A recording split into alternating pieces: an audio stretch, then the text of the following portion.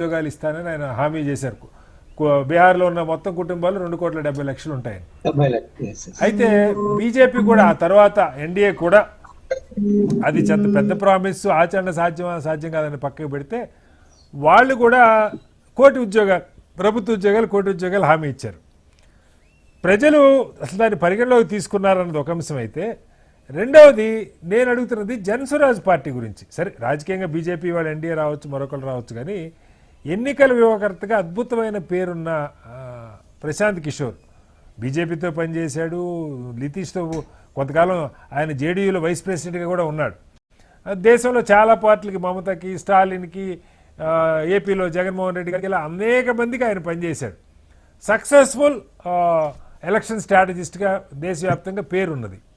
ఆయన చెప్పాడు, నేను 300 కోట్లు నాకు ఎన్నికల ద్వారా ఈ కన్సల్టెన్సీ ద్వారా వచ్చిన డబ్బులే పార్టీకి విధించాను.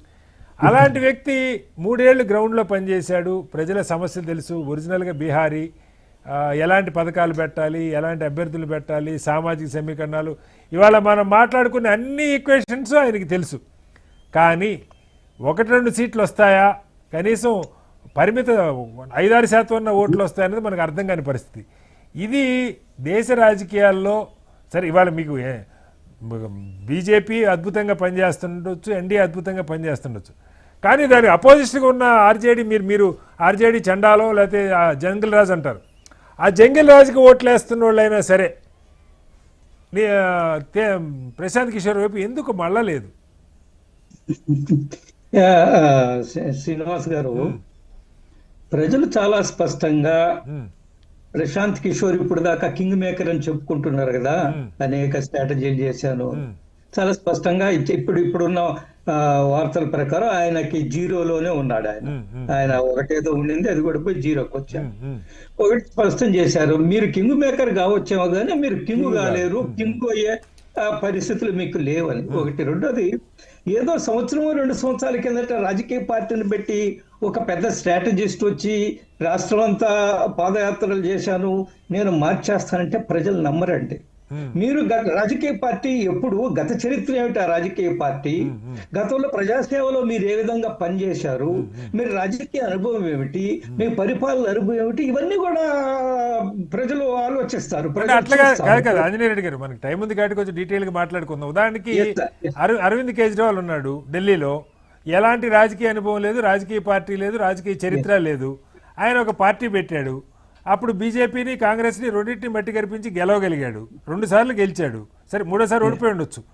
అలాంటి స్పేసు బీహార్ లాంటి వెనకబడ్డ రాష్ట్రంలో లేదు అనుకో. ఎందుకంటే బీహార్లో రాష్ట్రం వెనకబడ్డ, రాజకీయ చైతన్యం చాలా ఎక్కువ అని మాట్లాడుకుంటారు. బహుశా మన లాలూ కుటుంబంతో విసిగిపోయి కూడా ఉండుండొచ్చు. చాలామంది జంగిల్ రాజును చూసిన వాళ్ళు ఉంటారు, బీజేపీ నచ్చని వాళ్ళు ఉంటారు. ఇప్పుడు కూడా మీరు చూస్తే మీకు సీట్లు దగ్గర 200 వస్తుండొచ్చు, కానీ ఓట్ల శాతంలో 10%, 15% మీకు ఎక్కువ వస్తాయి. వాళ్ళకి కూడా 30% ఓట్లు ఎలాగో వస్తాయి. ఆ 30% మంది ఎందుకు మారట్లేదు? 10% మంది ఎందుకు మారట్లేదు? అదే శ్రీనివాస్ గారు, అదే కదా ప్రజాస్వామ్యంలో 2-3% తోటి ఎన్నికల ఫలితాలు మారుతుంటాయి, ప్రభుత్వాలు మారుతుంటాయి. నేనేమంటున్నా అంటే స్వరాజ్ ఆ పార్టీ, ఆయన ఎవరైతే ప్రశాంత్ కిషోర్, ఆయన ఏదో పెద్ద ప్రశాంత్ కిషోర్ పీకే అంటుంటారు కదా, ఆయన ఏదో పీకేస్తాడు అనుకుంటున్నారు. మరి ఎన్నికల ఫలితాలు ఏమి పీకలేదు మనకి అర్థమవుతుంది. ప్రజలు ఆయన గుర్తించలేదు.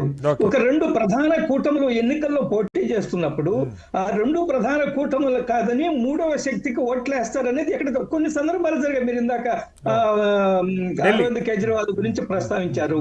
అప్పుడు దాకా ఎవరు పనిచేస్తూ వచ్చారు, అప్పుడు దాకా కాంగ్రెస్ పార్టీ అధికారంలో ఉన్నది.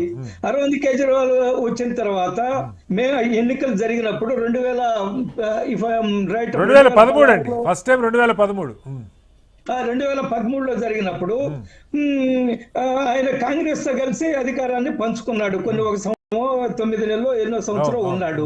ఆ రోజు సీట్లు కూడా భారతీయ జనతా పార్టీకి, ఆయనకి ఇఫ్ ఐ రిమెంబర్ కరెక్ట్లీ 23 సీట్లు భారతీయ జనతా పార్టీకి వచ్చాయి. 28 ఆయనకి ఎక్కువ వచ్చినాయి, కానీ ఆయనకి మెజారిటీ రాలా, అంతే 35+ రాలేదు, 70 సీట్లు ఢిల్లీలో కలిసి చేశారు. తర్వాత ఆయన, నేను అత్యంత నిజాయితీ పరుణ్ణి, అప్పుడు దాకా ఆయన ఆంజనేయ రెడ్డి గారు, నా చర్చ ఏంటంటే, సరే ఆయన నిలబెట్టుకున్నాడా లేదని కాదు, అక్కడ ప్రజలు ఒక థర్డ్ ఆల్టర్నేటివ్ వైపు చూశారు. ఎందుకంటే మీరు చెప్పినట్టు Yes, yes. 15 ఏళ్ళు అప్పటి కాంగ్రెస్ ముఖ్యమంత్రి షీలా దీక్షిత్ ఉన్నా బీజేపీ బలమైన పార్టీగా అక్కడ 15 ఏళ్ళు నగర మేయర్గా బీజేపీనే ఉండింది ఢిల్లీలో. అవునవును. ఈ ఇద్దరిని కాదని ముఖ్యమంత్రిగా మూడో వ్యక్తికి అక్కడ అవకాశం ఇచ్చారు. ఒకటి అరవింద్ కేజ్రీవాల్ నేను ఆమ్ ఆద్మీ అనేది ఒక పెద్ద ఎత్తున ప్రచారం చేశాడు. Okay. అంతకుముందు యాంటీ కరప్షన్ ఉద్యమంలో పెద్ద ఎత్తున ఆయన పాల్గొన్నాడు, వచ్చాడు. రాజకీయాల్లోకి వచ్చి ఈ విద్యుత్ దాని మీద పెద్ద ఎత్తున పోరాటం చేశాడు. విద్యుత్ కనెక్షన్ లో మనం అందరం కూడా ఆయన యొక్క డ్రామాలన్నీ కూడా చూసాము. ప్రజలు ఒకసారి ఆయనకు ఓటేశారు, రెండవసారి వేశారు, మూడవసారి కూడా వేశారు, మనం చూసాం కదా ఆయన్నే. నాలుగోసారి ఆయన ఇంకా కుదరదన్న తర్వాత బీజేపీకి అధికారానికి. ఢిల్లీ ఓటర్స్ యొక్క మైండ్ సెట్ తోనే బీహార్ ఓటర్స్ ఆలోచించాలనేమి రూల్ కాదు కదా. గత 20 సంవత్సరాల నుంచి ఎన్డీఏ పరిపాలన చూశారు. This is the best government అనుకున్నారు, సుశాసన ఇదే మంచిది అనుకున్నారు, ఇన్ఫ్రాస్ట్రక్చర్ అవకాశాలు ఇచ్చారు, మహిళల భద్రత పెరిగింది, ఆడపిల్లల యొక్క భద్రత పెరిగింది, వాళ్ళకి స్కూల్కి రెడ్డి గారు నా ప్రశ్న ప్రశాంత్ కిషోర్ ఎందుకు గెలిపించలేదని నేను అంట్లా. ఇప్పుడు ముఖ్యమంత్రిగా మీ సుశాసన బాబు నచ్చుండొచ్చు, బీజేపీ నిమోనే పనిచేసి ఉండొచ్చు, కానీ ప్రతిపక్ష ఓటు ఉంది కదా, ఆ ఓటు కూడా ఎందుకు లాగలేకపోయాడు అన్నది నా ప్రశ్న. అదే విఫలమయ్యాడు, ఆయన లాగలేకపోయాడు. నేనేమంటున్నా అంటే ఈ ఎన్నికల నుంచి ఆయన గుణపాఠం నేర్చుకొని ఆయన యొక్క పార్టీని భవిష్యత్తులో ఏ విధంగా ముందుకు తీసుకుపోతాడు, ప్రజల కోసం ఏ విధంగా పనిచేస్తాడు, ఆయన యొక్క అజెండా ఏమిటి, ఈ 5 సంవత్సరాలు పని చేయమనండి. వచ్చే ఎన్నికల్లో కొంత ఆయనకు అనుకూలమైన ఫలితాలు రావచ్చేమో. ఒక 2 సంవత్సరాల కిందట, 1.5 సంవత్సరాల కిందట పెట్టిన ఈ పార్టీ పట్ల ప్రజలు విశ్వాసం వ్యక్తం చేసే అవకాశం ఖర్చు చేశారు. మనం చూసాం, ఎన్టీ రామారావు గారి పరిస్థితులను చూసాం.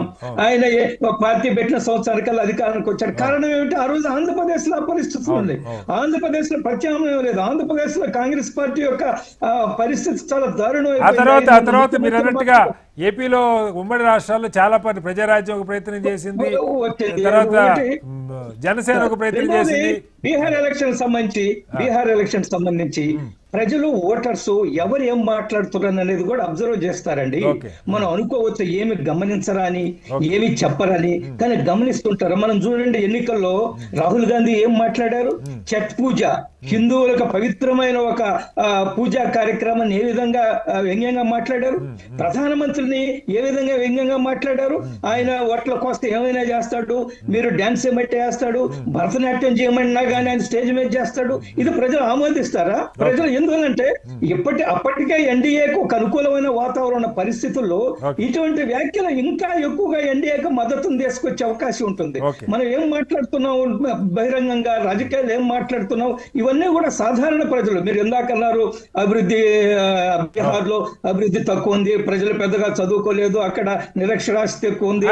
నిరక్షరాస్యులైనా అక్షరాస్యులైనా కానీ ఎవరు ఏం మాట్లాడుతున్నారు, ఏ నాయకుడు ఏ విధంగా వ్యాఖ్యలు చేస్తారు, ఇవన్నీ కూడా ఈ రోజు ఎన్నికల ఫలితాలు చూపించాయి.